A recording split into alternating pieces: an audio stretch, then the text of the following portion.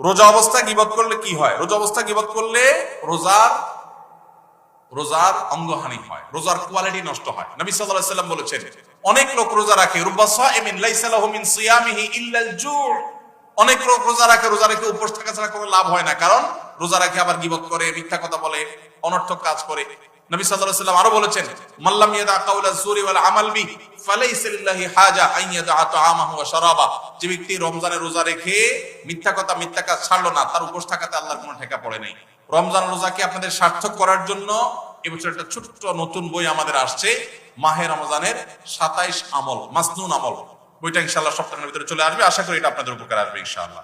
আমার স্বামী প্রবাসে থাকে, তিনি প্রতি মাসে একটা নির্দিষ্ট পরিমাণ টাকা পাঠান, কিন্তু অনেক মাসে তার চেয়ে বেশি টাকা আমার খরচ হয়ে যায়, তখন স্বামী আর টাকা পাঠাতে চায় না, তাই আমি অনেক সময় 1000 টাকা খরচ করে বলি 2000 টাকা খরচ হয়েছে। হুজুর, তাহলে এতে কি আমার অন্যায় বা পাপ হবে? যদি দয়া করে একটু জানাতেন অনেক উপকৃত হতাম। দেখুন, মিথ্যা কথা বলা জায়েজ নাই। প্রয়োজন একটু কম খাবেন, স্বামী কম পাঠালে কম খাবেন, কিন্তু মিথ্যা কথা বলবেন না। যদি ঘুরায় গাড়ায় কোনোভাবে আপনি রাখতে পারেন সেটা জায়েজ আছে। ডাহা মিথ্যা কথা বলবেন, এটা এত সহজ না, এটা জায়েজ হবে না। অনেকে আছে বউয়ের জামাইয়ের সাথে আর জামাইয়ের বউয়ের সাথে মিথ্যা কথা বলে, আছে না নাই? এগুলা জায়েজ নাই। বাইরের থেকে শাড়ি কিনছেন 500 টাকা দিয়া, বউটা একটু সোজা সরল পাইছেন, আয়সা বলতেছেন 5000 টাকা দিয়ে শাড়ি আনছি তোমার জন্য। জায়েজ হবে না? না জায়েজ হবে? একটা হাদিস আছে বউয়ের সাথে মিথ্যা কথা বলা জায়েজ। এই কথা শুনে অনেকে আছে ডেইলি সকাল বিকাল বউরে এরকম গোল দিয়ে দেয়, ধোকা দেয়। এই মিথ্যা বলা জায়েজ নাই। কোন মিথ্যা বলা জায়েজ? পামপট্টিমূলক মিথ্যা বলা জায়েজ। পামপট্টিমূলক মিথ্যা বুঝেন? বউরে বললেন তোমার চাইতে সুন্দর এই পৃথিবীতে আর কেউ হতে পারে না, অসম্ভব, অথচ এটা মিথ্যা কথা, কিন্তু বলছে। বউ আবার আপনারে বললো।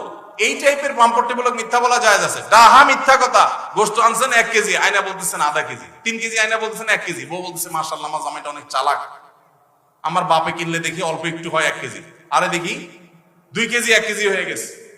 তো এরকম চালাকি করে বউয়ের কাছে ভালো সাজবেন, একদিন ওই রেট লাগানো দাম লেখা ট্যাগটা চোখে পড়বে, সারা জীবন বিশ্বাস একসাথে শেষ হয়ে যাবে। যে বেটা তো প্রতিদিন আমার 500 টাকা শাড়িতে 5000 টাকা বলে বেচছে, এই 2 নম্বরই করা জায়েজ নাই।